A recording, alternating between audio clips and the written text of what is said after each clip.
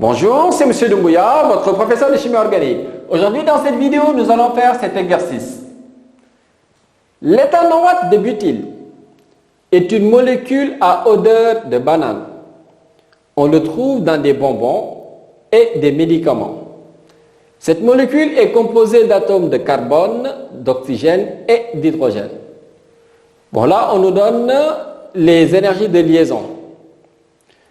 En vous aidant du tableau périodique, précisez quels ions vont former les atomes d'oxygène et d'hydrogène. Donnez le nom de ces ions. Donc, pour trouver ces ions, qu'est-ce que l'on fait? Donc là, je commence par l'oxygène. L'oxygène se trouve à la colonne 16. Donc, les atomes qui sont dans la colonne 16 ont tendance à gagner 2 électrons. Donc, l'ion qu'on va former, l'ion formé est. Donc, puisque l'oxygène doit capter 2 électrons, on aura ceci. O2-. Bon, là, je vais mettre le nom, donc c'est ion oxygène. Donc, c'est ce que l'on a. Maintenant, si je prends H, H se trouve à la colonne 1. Donc, les éléments qui sont dans la colonne 1 ont tendance à libérer un proton. Donc, non, pas libérer un proton, mais libérer un électron. Donc, qu'est-ce qu'on aura? L'ion formé. Donc, l'ion formé. Donc, là, j'ai H plus, parce que si l'hydrogène libère un électron, c'est ce qu'on obtient.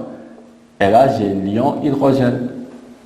Bon, là, j'écris l'ion hydrogène parce que en seconde première, donc c'est ce qu'on vous donne. Bon, après, on vous dira plus tard qu'on peut l'appeler aussi proton. Donc, c'est ion hydrogène.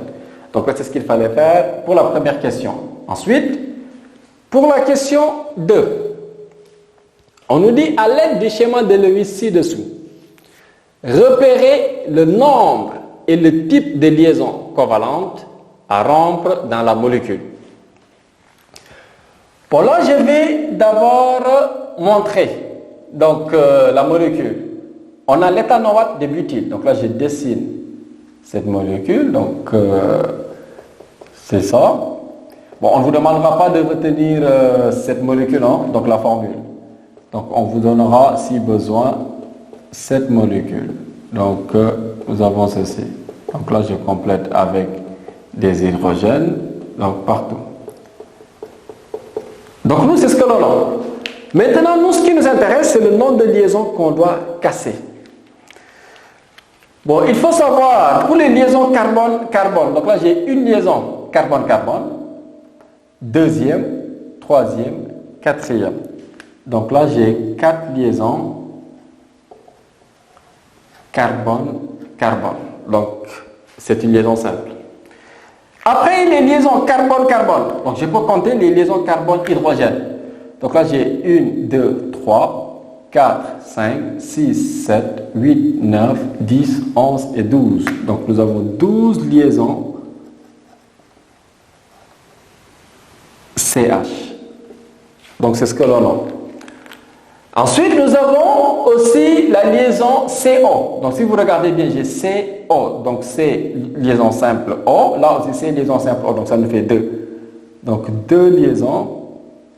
Donc, CO. Et enfin, on a une double liaison CO. Donc, une double liaison CO. Donc, ce sont les liaisons qu'on doit rompre. Donc, si on casse toutes ces liaisons, par exemple, toutes les liaisons de la molécule, on aura ceci.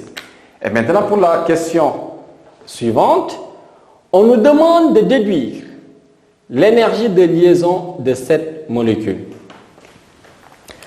Maintenant, pour déterminer l'énergie de liaison, qu'est-ce qu'on aura? Donc, l'énergie de liaison, c'est l'énergie qu'on doit apporter pour casser toutes les liaisons.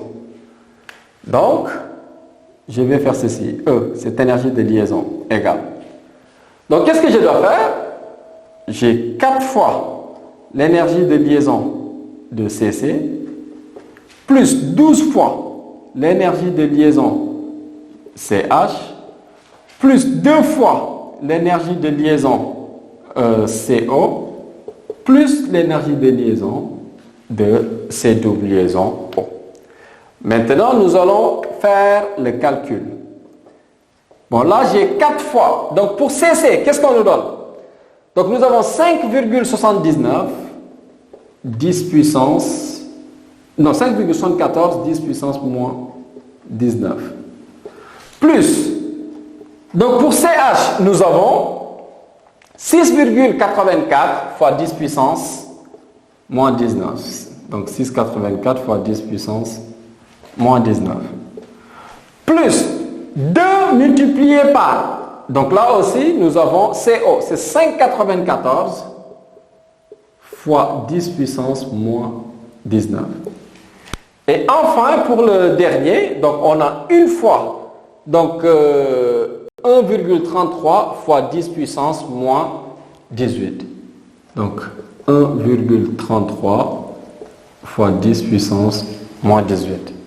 Maintenant, si on calcule cette énergie, on aura 1,30 fois 10 puissance moins 17 joules. Donc là, c'est ce qu'il fallait faire pour cet exercice.